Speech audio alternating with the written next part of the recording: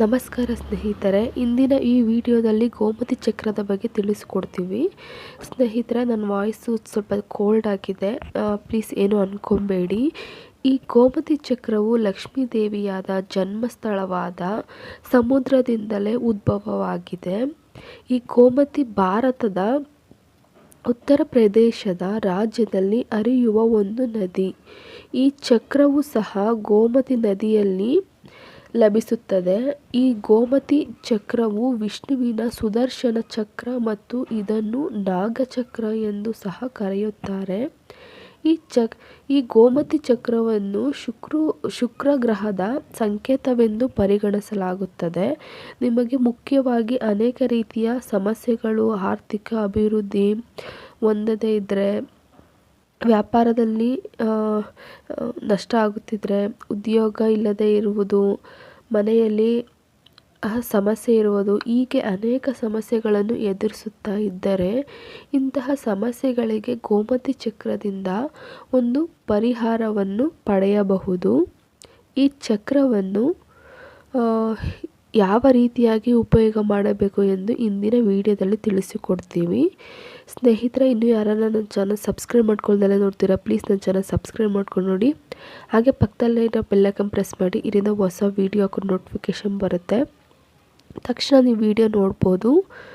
ಮೊದಲನೇದಾಗಿ ನೀವು ಆರ್ಥಿಕ ಅಭಿವೃದ್ಧಿ ಕಾಣಬೇಕು ಅಂದರೆ 5 ಹಳದಿ ಕವಡೆಯನ್ನು ತಗೊಂಡು ಮತ್ತು 11 ಗೋಮತಿ ಚಕ್ರವನ್ನು ತೆಗೆದುಕೊಳ್ಳಬೇಕು.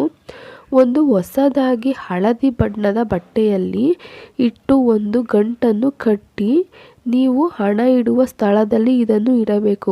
ಅಕಸ್ಮಾತ್ ನಿಮಗೆ ಹಳದಿ ಬಟ್ಟೆ ಇಲ್ಲ ಅಂದರೆ ಹೊಸ ಬಿಳಿ ಬಟ್ಟೆನೇ ತೊಗೊಂಡು ಅದಕ್ಕೆ ಅರಿಶಿನ ಹಚ್ಚಿ, ತೇವ ಮಾಡಿಬಿಟ್ಟು ಅರಿಶಿನ ಹಚ್ಚಿ ಅದಕ್ಕೂ ಕೂಡ ನೀವು ಗಂಟು ಕಟ್ಟಿ ಇಡ್ಬೋದು. 11 ಗೋಮತಿ ಚಕ್ರ ಮತ್ತು 5 ಕವಡೆ, ಹಳದಿ ಕವಡೆ ಬರುತ್ತೆ, ಅದನ್ನು ಕಟ್ಟಿ ನೀವು ಇಡ್ಬೋದು. ಸ್ನೇಹಿತರೆ, ನಿಮಗೆ ಕವಡೆ ಮತ್ತು ಗೋಮತಿ ಚಕ್ರ ಬೇಕು ಅಂದರೆ ಗಂಧಿಗೆ ಅಂಗಡಿಲಿ ಸಿಗುತ್ತೆ. ಮತ್ತು ಅಕಸ್ಮಾತ್ ಗಂಧಿಗೆ ಅಂಗಡಿ ನಿಮ್ಮ ಮನೆ ಹತ್ರ ಇಲ್ಲ ಅಂದರೆ ಆನ್ಲೈನಲ್ಲೂ ಕೂಡ ಸಿಗುತ್ತೆ. ಅಮೆಝಾನ್, ಫ್ಲಿಪ್ಕಾರ್ಟಲ್ಲೆಲ್ಲ ಸಿಗುತ್ತೆ, ನೀವು ಕೂಡ ತರಿಸ್ಕೊಬೋದು.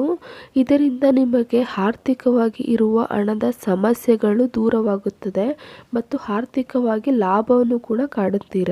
ಈ ಗೋಮತಿ ಚಕ್ರವನ್ನು ಹಳದಿ ಬಣ್ಣದ ಕವಡೆಯನ್ನು ಶುಕ್ರವಾರದ ದಿನ ಖರೀದಿ ಮಾಡಿದರೆ ತುಂಬಾ ಒಳ್ಳೆಯದು. ಸಾಧ್ಯವಾದರೆ ಈ ಉಪಾಯವನ್ನು ಸಹ ಶುಕ್ರವಾರವೇ ಮಾಡಿದರೆ ತುಂಬಾ ಒಳ್ಳೆಯದು. ಇನ್ನು ಈ ಗೋಮತಿ ಚಕ್ರವು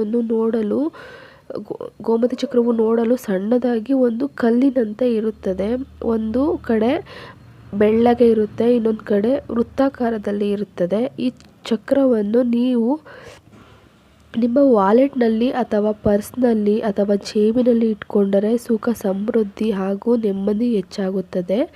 ಇನ್ನು ಗೋಮತಿ ಚಕ್ರವನ್ನು ತಾಯಿ ಲಕ್ಷ್ಮೀದೇವಿ ಪಾದದಡಿ ಇಟ್ಟು ಪೂಜೆ ಮಾಡುವುದರಿಂದ ಕೂಡ ಧನ ವೃದ್ಧಿಯಾಗುತ್ತದೆ. ಇನ್ನು ನಿರಂತರವಾಗಿ ಹಣ ನಿಮ್ಮ ಕೈಯಿಂದ ಹೋಗುತ್ತಿದ್ದರೆ ಅಥವಾ ಸಾಲಬಾಧೆಯಿಂದ ನರಳುತ್ತಾ ಇದ್ದರೆ 11 ಗೋಮತಿ ಚಕ್ರಕ್ಕೆ ಅರಿಶಿಣ ಹಾಕಿ ಹಳದಿ ಬಟ್ಟೆಯಲ್ಲಿ ಕಟ್ಟಿ ಮನೆ ತುಂಬ ಎಲ್ಲ ಕಡೆ ತೋರಿಸ್ಬೇಕು. ಅದನ್ನು ಹರಿಯುವ ನೀರು ಗಂಟು ಕಟ್ಬಿಟ್ಟು ಅದಾದಮೇಲೆ ಎಲ್ಲ ಮನೆಯ ಸುತ್ತ ಎಲ್ಲ ಕಡೆನೂ ತೋರಿಸ್ಬಿಟ್ಟು ಅದನ್ನು ಹರಿಯುವ ನೀರಿಗೆ ಎಸೆಯಬೇಕು. ಇನ್ನು ಮನೆಯನ್ನು ನಿರ್ಮಿಸುವಾಗ, ಪಾಯ ತೆಗೆಯುವಾಗ ಸಮಯದಲ್ಲಿ 11 ಗೋಮತಿ ಚಕ್ರವನ್ನು ಊತು ಹಾಕಿದರೆ ಆ ಮನೆಗೆ ಯಾವುದೇ ಅಡೆತಡೆಗಳು ಇಲ್ಲದೆ ನಿರ್ಮಾಣವಾಗಿ ಕಾರ್ಯ ಬೇಗ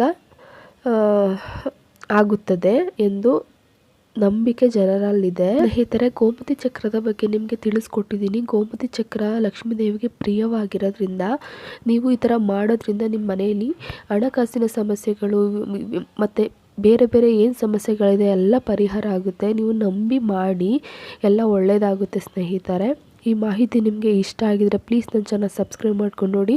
ಹಾಗೆ ಪಕ್ಕದಲ್ಲೇ ಇರೋ ಬೆಲ್ ಐಕಾನ್ ಪ್ರೆಸ್ ಮಾಡಿ, ಇದರಿಂದ ಹೊಸ ವೀಡಿಯೋ ನೋಟಿಫಿಕೇಷನ್ ಬರುತ್ತೆ. Thank you for watching. ಮತ್ತೆ ಸಿಗ್ತೀನಿ ಸ್ನೇಹಿತರೆ, ಧನ್ಯವಾದ.